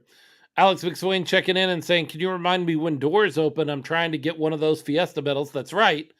Game 1, April 8th, they have San Antonio Gunslingers Fiesta medals available for the first 400? Question mark. That sounds right. Maybe. It's in the hundreds. Right. Yeah. Yeah. I believe... Yes. When do doors open? 2 hours or 90 minutes before game time? That's a good question. If I remember correctly, though, I want to say it was 2 hours before kickoff that the doors opened. Sounds right to me, too. I think it was 2 hours. If you plan for 2 hours and it's 90 minutes, you're in the right spot. You're still in the right spot. Actually, if you plan for 2 hours and you show up, there might already be a line there. So just keep that in mind. And the parking lot opens. Yeah, there's no there. Well, very minimal. Very We don't know minimal. that. there was there, according to last season, tailgating is allowed, but you have to pick up and clean up after yourselves in the parking lot. Um, and so there's not a big. It's not like at the Brahmas with the big tailgating scene. At least last season, if we can get more fans out there to come out early, then I don't see why we can't make some of that happen and duplicate some of that. But yeah, don't expect it to be like that right off the bat. What's But up, they have a Raul? they have a Raul. concert inside, What's right? going on, So Primo? usually Yeah, they always have a band. You know, they get a performer to come out and they do a performance pregame before the game. They do a performance at halftime and they do a performance after afterwards. the game while you're on the field meeting players and shaking hands and getting autographs and doing all that. It's very very interactive. There's not a lot of red tape as far as especially after the game, getting down there and getting up close and personal and talking to players and coaches. You know, there's a lot of access there for the fans, and the players and coaches love it. They have no problems doing that. They're good people, and they love their fans. And we have Yeah. cheerleaders. You got the cheerleaders, the six shooters, right? Is that still their Mhm. name this year? Yep, RC. 6 shooters. Yep. Right now, the San Antonio Gunslingers are running a promotion. I've got it up there on the screen for you. If you're watching with us, it is the Rudy's Family Fun 4-pack, 4 tickets to any San Antonio Gunslingers game, and and 4 $10 vouchers to Rudy's Barbecue. That is a game and a meal, or most of a meal. I realize Rudy's is more expensive than $10. I get that. But But for still, $60, man, that's a deal. You get to go to a talk about game. it. You get to go to get some barbecue after the game or before you head out to the I don't know how they're delivering that. I'm imagining it would be over email. In any case, man, that's a deal. I Um, mean, you're spending $60 and they're immediately giving you $40 of that $60 value back in right. vouchers to Rudy's Barbecue, and that's pretty good barbecue. So, That's I mean, that's a heck of a that's deal. that's pretty decent barbecue. I know some people are like, yeah, I don't like Rudy's, but Oh yeah. I mean, Hey, you know, look, the bad worst Texas barbecue barbecue is in Texas is better than the best barbecue in a lot of other states. And I have experienced that firsthand. And it wasn't even my opinion, it was the people that were there telling me, oh, yeah, you guys are going to think our food sucks. After they told me how great it was. And they asked me where I was from. And I said, I'm from Texas. And they were like, oh, never mind. You're not going to think it's that great. yeah, this might not be for you. Hey, there are tickets to San Antonio Gunslingers games for as little as $10. There's no reason, and every seat in the Yeah. Freeman Coliseum is good. Every seat in the Freeman Coliseum is a great place. I've watched football from all around that place. I Mhm. walked all around it last season. There's not a bad place to watch the game from. There are better there's good spots, but there is not a bad one anywhere. No, no. And yes, that comment you're bringing up right now from Alex McSwain, Kali Rashad is going to eat those rebound nets alive. He's about to go off. Just to see that is worth the price of admission. Trust us. Trust us. Yeah. The guy is amazing. He's amazing to watch play on the field. He has earned so much respect from me. I have said he's my favorite football player on the planet. And if there's any jersey, I could choose any jersey of any player at any level. I want his jersey, Kali Rashad Jr. I want that man's jersey, and I will be getting that jersey on April 8th. Shortly. Ooh. Yes, Very I will be shortly. taking Yeah. delivery of that finally. So go out and go out and get your tickets right now. Go to SanAntonioGunslingers.com, go to Ticketmaster.com. It's listed there. Get your tickets for April 8th. Go watch Arvell Nelson, Kali Rashad, Cody Brooks, Caleb Roller, Who am I leaving out? Coach Pierre Fred Turner. Shaw, Pierre Turner. God, just a bunch of great guys, excellent players. Cody Brooks has been posting all off season long, and I've been tagging everything he posts about getting ready for the season with the hashtag hardware. This is all about winning a championship this year. This isn't, we're going to see how things go, or we're going to try to do our best, or we're going to attempt to make the playoffs.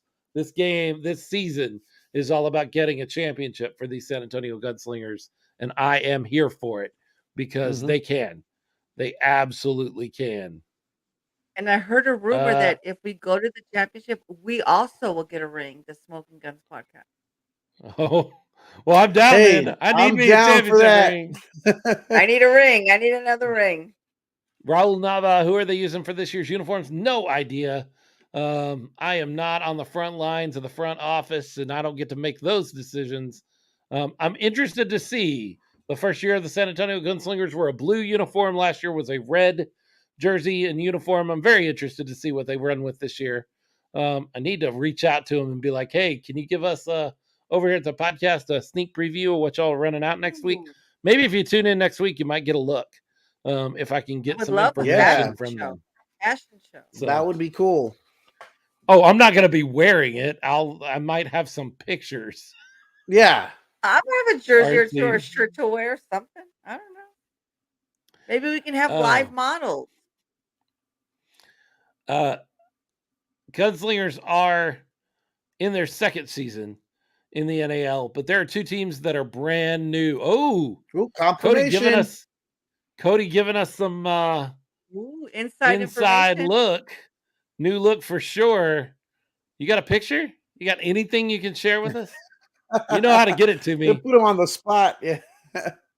You know how to get it to me, but anything you got, we would love to see. We may not even put it out there yet, but we would love to see what you got.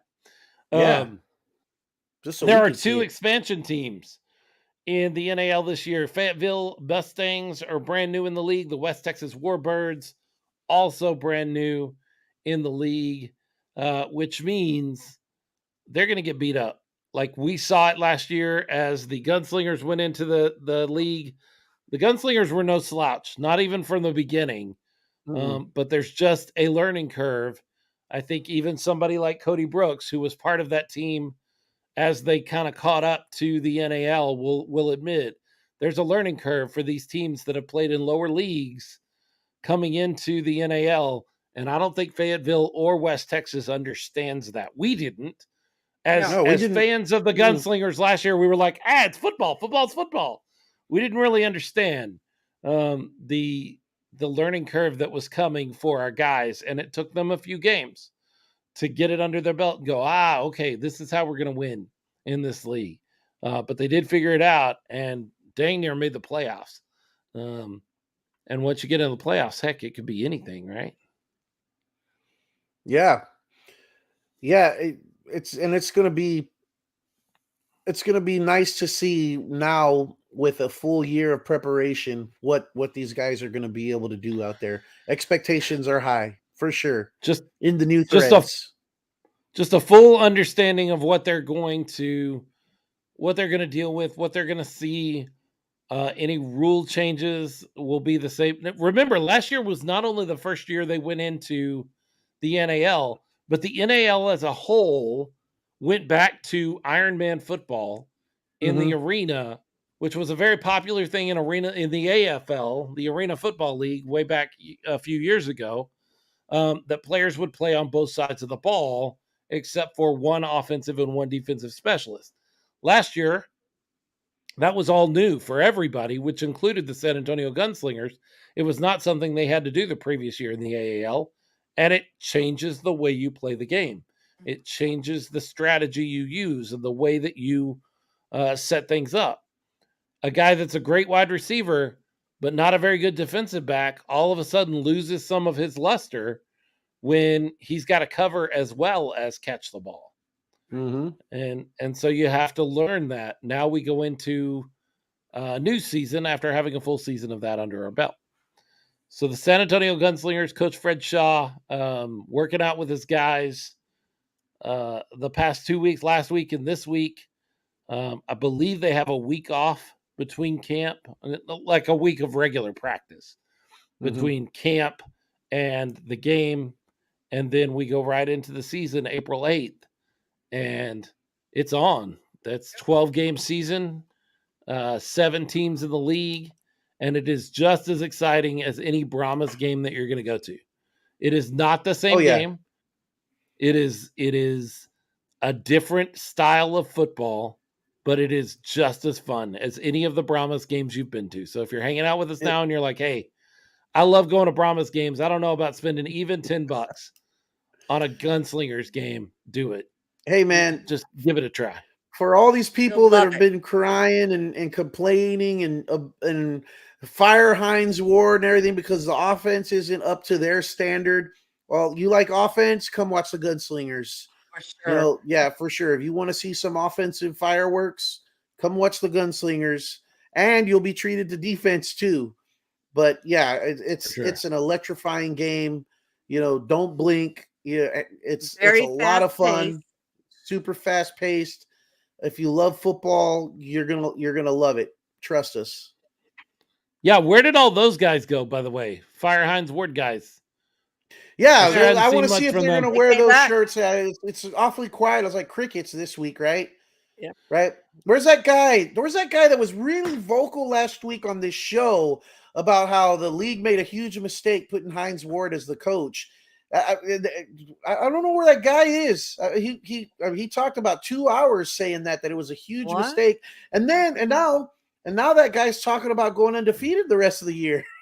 I'm ready to eat jalapenos. I would still rather have Reggie Barlow.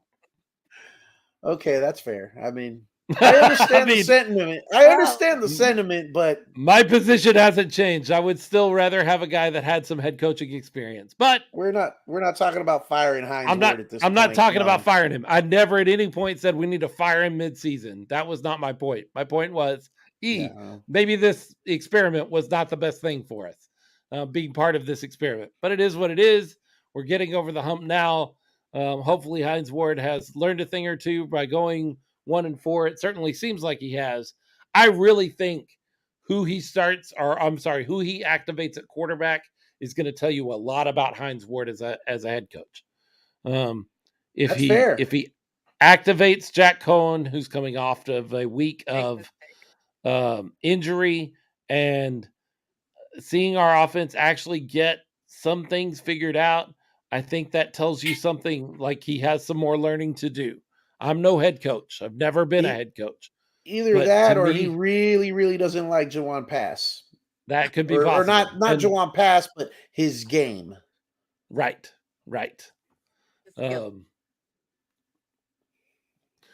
Is there any part of you, swinging back around to the Brahmas talk, is there any part of you that is concerned a little bit by Vegas? Is there any part of their game that worries you? Not really, to be honest with you. I hate to be overconfident. You don't ever want to be overconfident. There's a game to play, and there's going to be 11 guys on that field doing everything they can to do to keep you from being successful.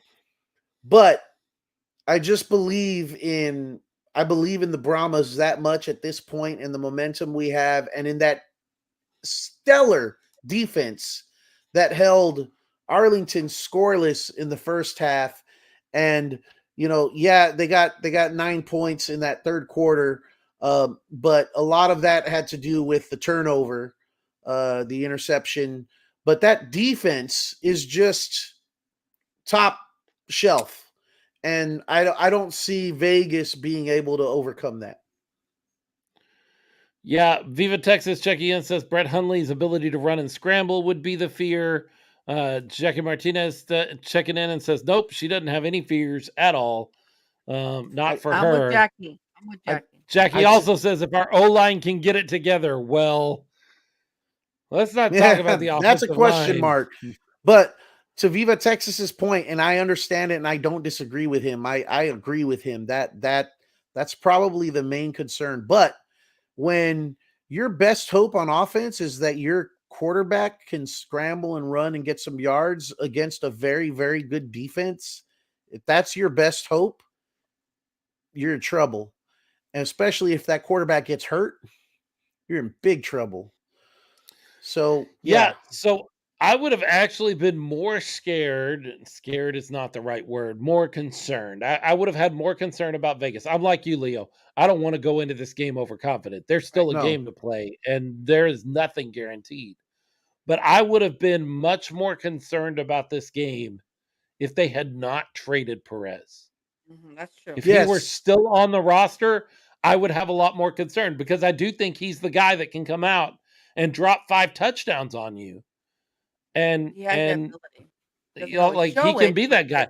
Yeah. I don't really think Brett Hundley is that guy. Like Brett Hundley can hold his own and can move his offense around a little bit, and he is solid, but he's not a guy that's going to beat you on his own. It doesn't feel like to me. I could be wrong. It this season. He hasn't shown yeah, it this I don't season. think he has. He doesn't have the leadership to carry the team. I don't think. He just, I don't know. As I watch his game, he seems like he's not. So we talked about Jack Cohen a few weeks ago and how even though he wasn't playing well, he sold out on like running the ball. There was a play where he got knocked out of bounds and he got up smiling and like he was having a good time and there was a certain amount of joy in his game. We didn't like his game, but we liked the attitude he approached it with. Yes. Brett Hundley seems like the absolute opposite of that. Now, there are good and bad to this, but he's very stoic. He just seems very level. He's getting a paycheck. Yeah, and I don't know. He just doesn't scare me like Perez could. Like Luis could scare me. Brett Hundley doesn't scare me as much. Right. I would be more worried about this game if they still had Luis on the roster. Not to say they couldn't win. Like they can absolutely step up there and beat the Brahmas. I just don't expect it. I expect the Brahmas to win. I hope they can figure out offense and win handily. Like this needs to be a 2 or 3 score game that they hang on Vegas and make Houston really nervous as they lose their third straight game. And they come to the Alamo Dome and they're like, gosh, are you kidding me? Viva Texas. The other fear is that Rod Woodson would throw the bench at one of our players in frustration. That's a possibility. Look, Jorge, if Rod Woodson's throwing a bench, he's throwing a bench at an official. But it might hit a player and, you know. Yeah, that doesn't mean one of our players doesn't, get caught in the crossfire. But if he's throwing one, he's not throwing it at one of our players. He's throwing it at an official. I've watched that guy. He is who supplies the headphones, the headsets for the XFL. They've got to love whoever it is. They've got to love Rod Woodson and Terrell Buckley. Because those guys are hard on those headsets, man. Yeah. They throw those things around all the time. I'm wearing these are great headphones, by the way. One Audio headphones that I use. I love them, but they're $40 headphones, and I don't treat these headphones as bad as those two guys throw around their headsets, man. They really don't like those headsets. They really, really don't like those headsets. Look like Tom Brady with his Surface tablet that he was throwing around this season. Yeah, I agree with Jackie Martinez. They're probably on their like secondhand headsets. Like they've had to bring in a whole new inventory because of all the issues they've had. They've probably broken quite a few. Yeah, no doubt. So that is the Gunslingers and the Brahmas. We've covered everything. We've talked all about San Antonio football. We get a Gunslingers win, much needed win this week against the Arlington Renegades, 15-9. We mentioned it briefly earlier, but Leo mentioned it earlier. But as far as the point differential goes, if my math is right in my head real quick, I know I sent it to you, Leo. That is San Antonio scoring 25 points in these two games, and the Arlington Renegades scoring 21 points in these two games. So if that comes down to that tiebreaker, we hold the advantage in that tiebreaker. We have scored more points against them than they have scored against us. That's you would always rather hold those cards than not. Sure. It may not end up coming into play, but if it does, you'd rather have it than not have it. And so we get that win in Arlington. We now go on to Vegas. Viva Texas will be there. Leo will be there. RC and I will be watching dutifully from South Texas and cheering on our Brahmas. And then 2 weeks from a week later in Freeman Coliseum right here in San Antonio, you've got the San Antonio Gunslingers and Michelle Felix checking in. Yes. Hi, Michelle. How are you? Part of the front office. She's not officially part of the front office, I don't think, but she's part of the front office of the San Antonio Gunslingers. She says, hey, we love you. We love you. The San Antonio Gunslingers players, coaches, and cheerleaders will be at a meet and greet this Sunday, April 2nd, at Alamo Beer Company from 2 to 5 p.m. I'm really excited about that. Is there also a watch party there? Is there also a Brahmas watch party there? Because that's game time, isn't it? That I don't know, because I will be in Chicago this weekend. If they're having a watch party as the Alamo Beer Company has been having during all the Brahmas games, then that's going to be a watch party and a meet and greet.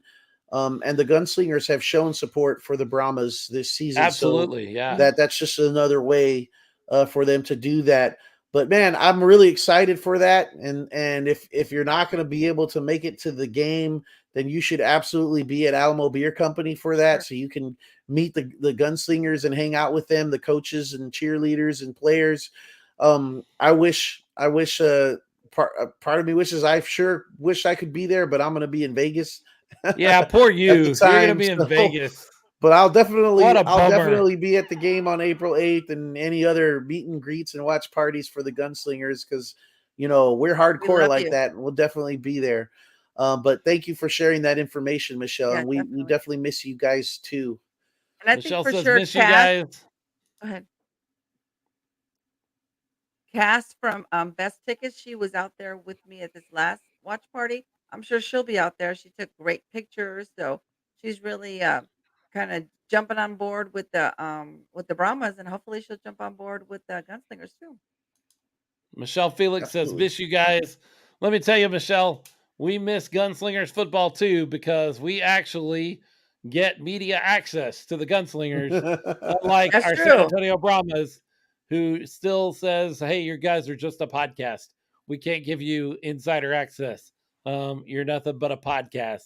We appreciate the Gunslingers and the fact that they recognize that we love our sport and we want to get good information out to the teams.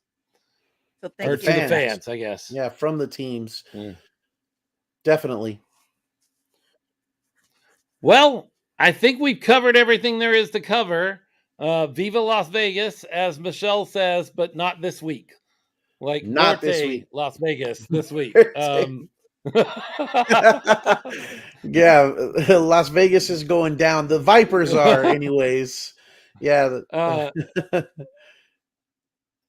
I'm reading a book right now where the bad guys all live in Las Vegas. I'm reading Stephen King's The Stand, and it's been really interesting this week to think about like the bad guys live in Las Vegas.